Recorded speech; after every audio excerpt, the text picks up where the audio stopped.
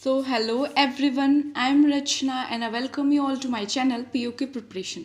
तो आज POK preparation में मैं आपके साथ शेयर करने जा रही हूँ SBI PO 2021 का सेल्फ गिवन एग्ज़ाम एनालिसिस जो कि था कल दैट इज़ 21 नवंबर को फोर्थ शिफ्ट में। ठीक है, तो ओवरऑल अगर पेपर की बात करें तो पेपर बहुत इजी था, मतलब इजी टू मॉडरेट भी नहीं बोल सकते, ओनली इजी।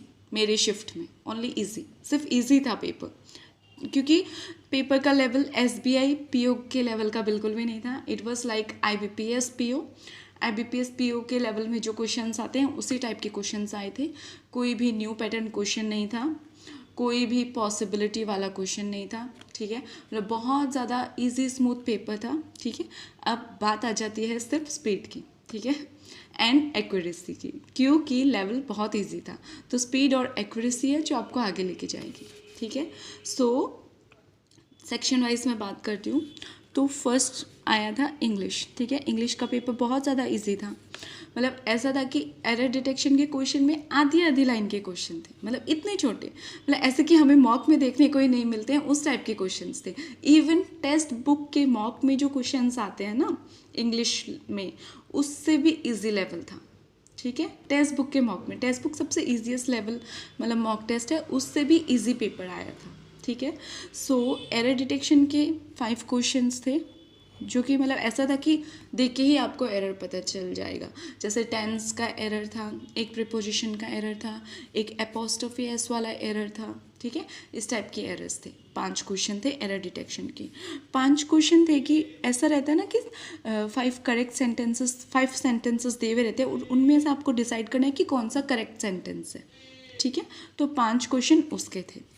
फिर 5 क्वेश्चन थे क्लोज टेस्ट के। क्लोज टेस्ट का टॉपिक अब मुझे एग्जैक्टली याद नहीं है, पर बहुत इजी सा टॉपिक था, मतलब कुछ साइंस से रिलेटेड था और बहुत इजी टॉपिक था। मतलब ऐसा था कि मतलब आप ओ नो नो नो, इस साइंस का नहीं था, याद आ गया मुझे। मतलब ऐसा था कि ट्रेन्स, मतलब पहले ट्रेन्स किस तरह चलती थी, फिर ट्रेन मतलब चलने में बहुत ज़्यादा रिवोल्यूशन हो गया, मतलब किस तरह कुछ इंट्रोड्यूस हुआ जिससे कि एक मतलब फर्स्ट टाइम मैनचेस्टर, मतलब कोई था मैनचेस्टर लाइक कंपनी या समथिंग, तो उन्होंने इस तरह की ट्रेन चलाई जो इतने पैसेंजर्स को कैरी करती है, तो मतलब वो कैरिंग होगा। उसके बाद में उन्होंने इतने पैसेंजर को कैरी किया इतने ड्यूरेशन में, उन्होंने रिवोल्यूशन ला दिया। पहले कुछ और था ट्रेन का, मतलब पास्ट पर उसका फ्यूचर कुछ अलग हो गया, उस टाइप का था। मतलब ट्रेन्स ऑन कोल या इस टाइप का था, मतलब ट्रेन के ऊपर था।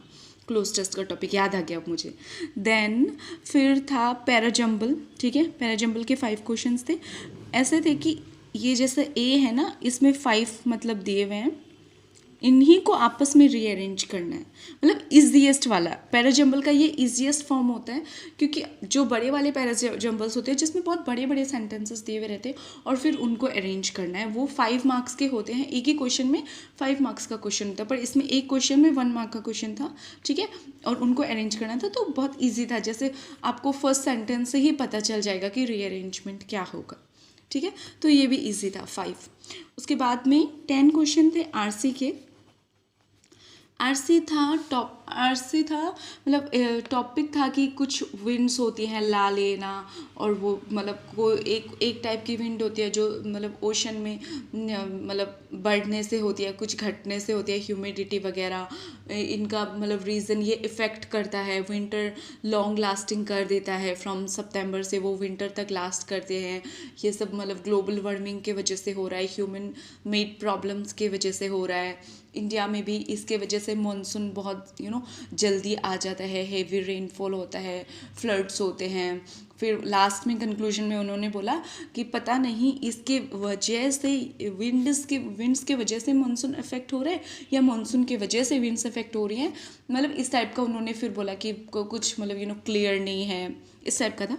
आज से मतलब बहुत इजी था, मतलब लैंग्वेज बहुत इजी थी, प्लस जो सिनोनिम एंटोनिम्स जो आए थे वो भी मतलब ऐसा प्रेडिक्टेबल थे, इजी थे। प्लस एक फिल इन द ब्लैंक्स का क्वेश्चन था, जो कि मतलब ऐसा था कि आपको देखते ही पता चल जाएगा कि क्या आएगा ब्लैंक के अंदर। फिर ट्रू एंड फॉल्स के 2-3 क्वेश्चन थे पैसेज के अंदर से ही, और एक लास्ट में था कॉन्फ्रेंस इन्फ्रेंस, मतलब इन्फ्रेंस क्या है, इस टाइप का। तो कितना हो गया इंग्लिश में 10, 15, 20, 25, 30, ठीक है 30 क्वेश्चंस थे ओवरऑल। 30 में से मेरा अटैम्प्ट था 28। 2 क्वेश्चन मैंने इसलिए नहीं किया क्योंकि मैं श्योर नहीं थी, मतलब ईजी था मगर मैं डाउटफुल थी, और अगर मैं डाउटफुल हूँ तो मैं क्यों करूँ, जब नेगेटिव मार्किंग है तो मैं क्यों करूँ मतलब, तो इसलिए मैंने नहीं किया। I don't focus on the counts but I focus on the accuracy.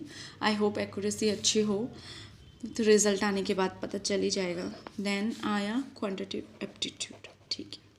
अभी क्वांटिटेटिव एप्टीट्यूड में स्टार्टिंग तो अच्छा ही हुआ कि 5 सिंप्लीफिकेशन थे, इजी एकदम, मतलब हार्ड नहीं थे, कुछ इंडाइसिस नहीं था, कुछ सार्ट्स का नहीं था, स्क्वायर्स मतलब वो ऐसा आता है ना ऊपर पावर स्क्वायर्स उस टाइप का नहीं था, मतलब इजी था, जैसे स्क्वायर रूट हो गया, इनटू मल्टीप्लिकेशन, मतलब वी बॉट मस के ऊपर था, मतलब इजी था।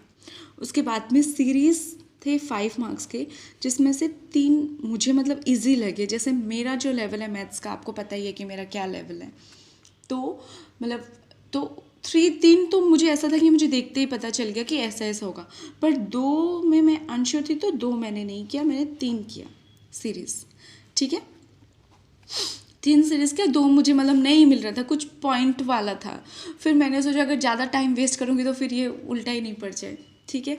उसके बाद में आया 5 मार्क्स का कैसलेट, तो कैसलेट डी आई था, मतलब बहुत मतलब ऐसा था कि रीजनिंग में जिस टाइप का होता है ना हमारा, तो वैसा ही था, मतलब बहुत इजी था, जैसे नॉर्मल कैलकुलेशन था कि टोटल इतना स्टूडेंट्स है, जिसमें से कुछ साइकोलॉजी के हैं, कुछ फिजिक्स के हैं, जिसमें से 20% साइकोलॉजी के हैं, उन सब का ABCD मतलब ऐसा दिया हुआ था, उनका रेशियो दे दिया था, तो रेशियो से फिर टोटल से कैलकुलेट करना था, फिर टोटल के अंदर से ये इसका 20% है, ये उसका 40% है, इस टाइप का मतलब कैसलेट डी आई था, तो इजी था। बस लास्ट का जो डी का था ना वो मुझे मतलब नहीं मिल रहा था, मतलब और उसके ऊपर 2 क्वेश्चंस थे, तो वो 2 क्वेश्चन मैं नहीं कर किया क्योंकि मैं श्योर नहीं थी लास्ट वाले का ठीक है, तो 3 क्वेश्चन मैंने कैसलेट डी आई से किए, क्योंकि अगर मैं श्योर नहीं हूँ फिर मैं वो कर दूँ फिर रॉन्ग हो जाएगा तो मुझे ट्रबल हो जाएगी ना, इसीलिए तो फिर वो मैंने नहीं किया, कैसलेट वाला 3 किया। उसके बाद में उसके बाद में आया था अरिथमेटिक के क्वेश्चंस थे, अरिथमेटिक के क्वेश्चंस थे 3 बोल रही हूँ, 8 to 10 क्वेश्चंस थे, ठीक है 8 to 10, फिर 15, 20 मतलब 10, 15, 20, 25 और 5 क्वेश्चन का फिर एक DI था, ठीक है। तो लास्ट वाला DI मैंने नहीं किया क्योंकि मुझे समझ में नहीं आया था ये वाला कि मतलब क्या करना है इस तरह, तो मैंने 5 सिंप्लीफिकेशन किया, 3 यहाँ पे किया, 8, 9, 10, 11, ठीक है, और फिर 3 मैंने अरिथमेटिक के किए थे, 11, ठीक है, 5, 6, 7, 8, 9, 10, 11, 12, 13 या 14 मतलब 2 to 3 मैंने किए थे, ठीक है, मतलब अप्रॉक्सीमेटली आप 14 समझ लो, ठीक है, कि 14 क्वेश्चंस मैंने क्वांट्स के किए, जो कि मेरे लेवल के हिसाब से इम्प्रूवमेंट ही है, क्योंकि लास्ट टाइम मैंने 10 किए थे SBI क्लर्क के टाइम पे, तो अभी मैंने 14 किए हैं, और आई एम लाइक श्योर कि करेक्ट होंगे। अब पता नहीं बाकी और भी बहुत सारे फैक्टर्स होते हैं आपके मार्क्स डिसाइड करने वाले, तो फिर ठीक है। उसके बाद में रीजनिंग, तो रीजनिंग में सबसे पहले एक पज़ल थी, ठीक है, पैरेलल रो की, जो कि मैंने नहीं की। उसके बाद में ब्लड रिलेशन की एक पज़ल थी, बड़ी पज़ल थी, पर उससे सिर्फ 2 ही क्वेश्चंस थे, तो वो मैंने किया।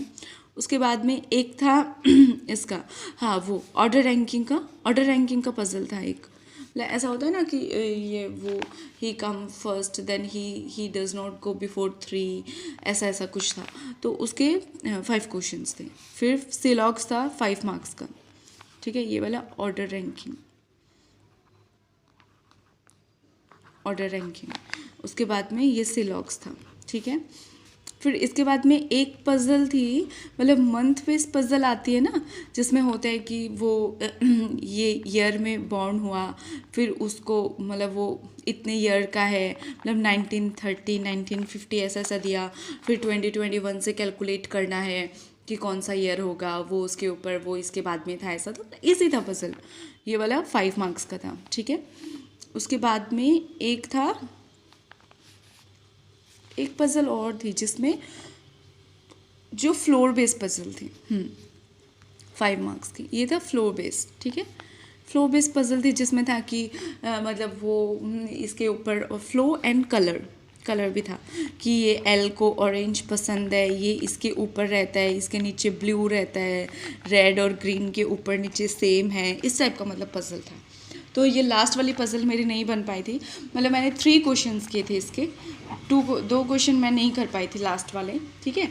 तो इधर मैंने 3 किया, इधर 2, 5, फिर ऑर्डर रैंकिंग वाला मैंने किया था 10, और फिर ये मंथ वाली पज़ल की थी मैंने 15, और सिलॉक्स किए थे मैंने 20, ठीक है, 20 मार्क्स की। और कुछ भूल गई क्या? और मिसलेनियस के क्वेश्चंस थे, जिसमें से एक तो वो था कितने अल्फ़ाबेट्स रहते हैं इसके उसके बीच में, फिर एक था कौन सा वर्ड फॉर्म होता है first, third, fourth, fifth letter से, ऐसा था। और आई थिंक 2 या 3 क्वेश्चन थे डायरेक्शन सेंस टेस्ट के, 2 या 3 क्वेश्चंस थे, इस टाइप का था पेपर जितना मुझे याद है। अगर कुछ भी ऊपर नीचे हुआ है तो आप उस हिसाब से सोच लीजिएगा, क्योंकि मुझे एग्जैक्टली याद नहीं है, ठीक है। तो फिर मैंने इस रीजनिंग में मैंने अटैम्प्ट किया है 25, ठीक है, 35 में से, क्योंकि एक ये पज़ल मैंने पूरी नहीं की और इसमें से मैंने 2 नहीं किए थे, ठीक है, ऐसा करके, और भी कहीं कहीं कुछ कुछ छोड़ा होगा, तो 25 किया था। अब मेरे ओवरऑल अटैम्प्ट्स की बात कर लेते हैं। तो ओवरऑल था, इंग्लिश में मैंने किया 28, फिर मैथ्स में मैंने किया था 14, और इसमें मैंने किया 25, ठीक है, 17,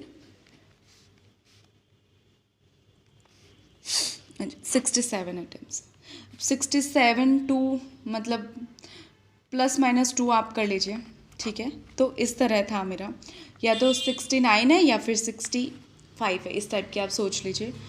तो अब मतलब ऐसे तो कट ऑफ इतना ही रहता है, पर 100% एक्यूरेसी रहना भी, मैं क्या कोई भी नहीं बोल सकता कि उसकी 100% एक्यूरेसी रही है, क्योंकि आपको पता नहीं होता ना एग्ज़ाम हॉल में, आपको लगता है कि हाँ नहीं बहुत अच्छा हुआ ये वो, पर जब आते हैं मार्क्स तभी पता चलता है।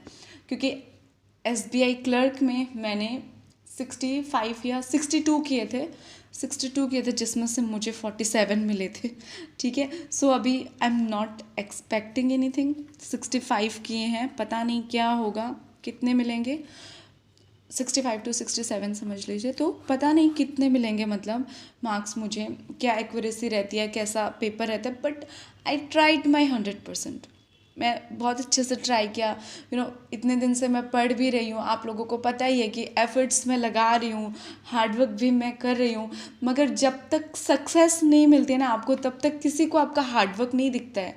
अगर आप फेल हो रही हो हार्डवर्क कर करके भी, तो means you are a failure, ठीक है। मतलब I am not getting emotional, मगर आपके एफर्ट्स नहीं दिखते हैं, जब आपकी सक्सेस होगी ना तभी बोलेंगे ये इतना इतना पढ़ती थी, और जब तक आप क्लियर नहीं कर पाते हो ना एग्ज़ाम्स, तो फिर वो बोलेंगे पता नहीं क्या कर रही है, पढ़ रही है, सिर्फ ओवर शो कर रही है। कमेंट्स भी आते हैं इतने सारे, but I never get demotivated. ठीक है ना, अब जैसा हुआ हो गया, आई ट्राइड माई बेस्ट, मतलब, और मैं इनकरेक्ट में जानबूझ के मार्क करके नहीं आई, मैं कर सकती थी कि ये वाला भी मैं कर देती हूँ, मुझे डाउटफुल है फिर भी, पर क्यों करूँ मैं, क्योंकि ऐसे भी एक्यूरेसी मेंटेन नहीं होती है, और अगर जानबूझ के भी हम अगर मार्क करने लगे तब तो हो गया फिर एक्यूरेसी का। सो ठीक है, अब लेट्स सी क्या होता है, कोई बात नहीं, आई एम एब्सोल्युटली पॉजिटिव, क्योंकि अब IBPS PO आने वाला है एग्ज़ाम, इसी मंथ में होगा।